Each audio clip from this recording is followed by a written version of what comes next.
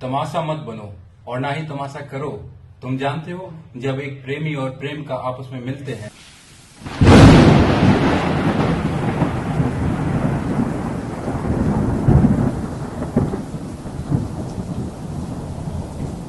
हजारों किताबें लिखी गईं, लाखों वीडियोज इंटरनेट पर डाले गए, हजारों बार व्याख्याएं की गईं। गुस्से पर कंट्रोल करने के संदर्भ में या तो बात को सही से समझाया नहीं गया, या तो बात को सही से समझा नहीं गया, और बात को सही से समझा नहीं गया इस पर मुझे संदेह है, क्योंकि एक व्यक्ति की समझ में नहीं आता। ये समस्या तो करोड़ों लोगों की समस्या है, ये समस्या दुनिया की समस्या है, और ये बुनियादी समस्या है।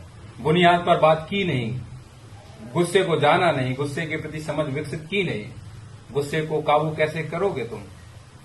सामने तुम्हारे कोई है नहीं, हवा में हाथ पैर फेंक रहे हो, गालियां बक रहे हो, विजय कैसे मिलेगी तुम्हें जब है ही नहीं वो? तो तुमने गुस्से को जाना नहीं, गुस्से को बांधने की कोशिश कर रहे हो। जिसे तुम जानते नहीं उसे तुम बांध रहे हो।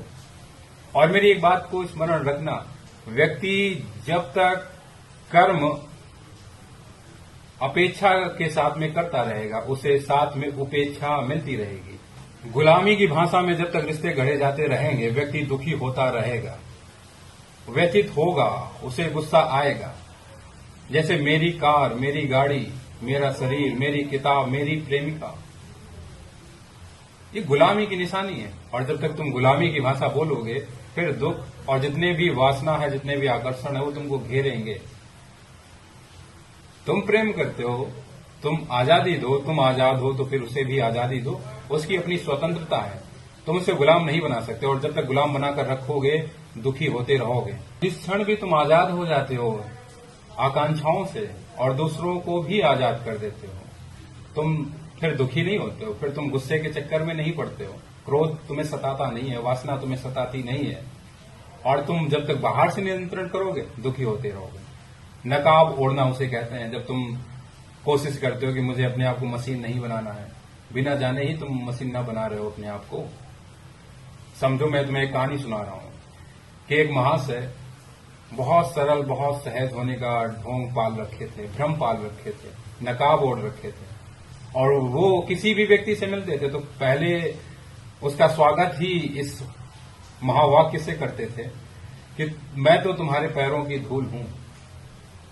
सामने वाला व्यक्ति कहता है, अरे प्रभु कैसी बात कर रहे हैं, आप तो सरल हैं, सहज हैं, सर्वज्ञ हैं, आप तो परमात्मा हैं।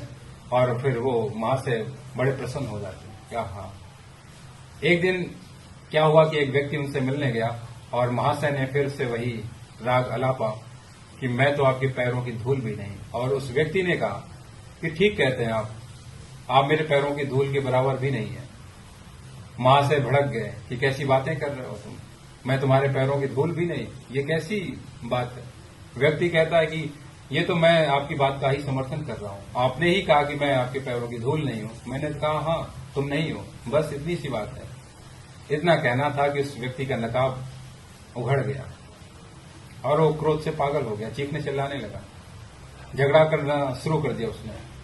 तो ये बाहर से लगाया हुआ नकाब था कि वो अपने आप को दिखा रहा है कि मुझे गुस्सा नहीं आता, मैं कितना शांत हूं, मैं कितना परमात्मा की भक्ति में लीन हूं। और जब तक बिना जाने बाहर से नकाब ओढ़ते रहोगे, दुखी होते रहोगे, अंदर अंदर जलते रहोगे। और इसकी अपेक्षा जब तुम उसे जानना शुरू कर देते हो, क्योंकि क्रोध शक्ति का ही एक भाग है, या क्रोध का ही एक रूप शक्ति है, जिद है, संघर्ष है। रेंगने वाला आदमी का संघर्ष ही उसे रीढ़ की हड्डी देता है। और आज वो बड़ी बड़ी इमारतें बना रहा है, कारों में घूम रहा है और विकसित होता जा रहा है। उसने इतना बड़ा विज्ञान खड़ा कर दिया। वह शक्ति का ही प्रतीक है उसके, और शक्ति आती है क्रोध से। इसलिए क्रोधित होना या गुस्सा दुर्भाग्य का विषय नहीं है। हाँ, उसके प्रति समझ विकसित कर लेना यह अवश्य ही सौभाग्य का विषय है। तुम जब समझ जाते हो कि क्रोध है क्या, तुम उससे अपने हिसाब से इस्तेमाल करते हो, और इस्तेमाल करते करते एक वक्त आता है जब तुम ये समझ जाते हो कि इस्तेमाल करना, अभिनय करना, नाटक करना भी बहुत कुछ तुम्हें तोड़कर फेंक देता है। तुम्हारे अंदर बहुत कुछ टूट जाता है इस नाटक के चक्कर में भी, और फिर तुम गुस्से से दूर ही हो जाते हो, संत हो जाते हो, गुस्से से परे चले जाते हो। और तुम जब तक बाहर से सिर्फ किसी ने समझाया गुस्से को कंट्रोल कैसे करना, उसकी बात सुनी, उसके उपाय जाने और अपने आप पर लागू कर दिया, बस मुसीबत में पड़ गए तुम। फिर तुम गुस्से से मुक्त नहीं होगे। हजारों प्रकार की ऐसी बीमारियां शरीर में होती हैं, जहां तुम यदि बहुत तेज गुस्सा करो तो उससे ग्रंथि विसर्जित होती है, जहां तुम्हें बहुत सी बीमारियों से मुक्ति भी मिलती है, तुम्हें एक लंबी छलांग लगाने का मौका भी गुस्सा देता है। तो ये दुर्भाग्य नहीं है। हाँ, उसके प्रति समझ विकसित कर लो, मैं उसे सौभाग्य कहता हूं। जैसे तुम जादू देखते हो, तमाशा देखते हो और दूर खड़े होकर उसका आनंद उठाते हो, एंजॉय करते हो। गुस्सा भी एक तमाशा है, इसे दूर खड़े होकर इसका आनंद उठाओ, इसका इस्तेमाल करो, लेकिन इसमें शामिल मत हो जाना। जिस क्षण भी तुम शामिल हो जाते हो वह पागलपन बन जाता है, वह दुर्भाग्य हो जाता है। और तुम इसका इस्तेमाल करना जानते हो, ये सौभाग्य है। और फिर यह सौभाग्य एक दिन महा सौभाग्य में बदल जाता है, जब तुम इस्तेमाल करना भी छोड़ देते हो, जब तुम नाटक खेलना भी छोड़ देते हो। फिर तुम शांत हो जाते हो, संत हो जाते हो। तो श्रृंखला ऐसे शुरू होनी चाहिए कि पहले गुस्से को जानो, उसके प्रति समझ विकसित करो, फिर उसका उपयोग करो अपनी ऊंचाई के लिए।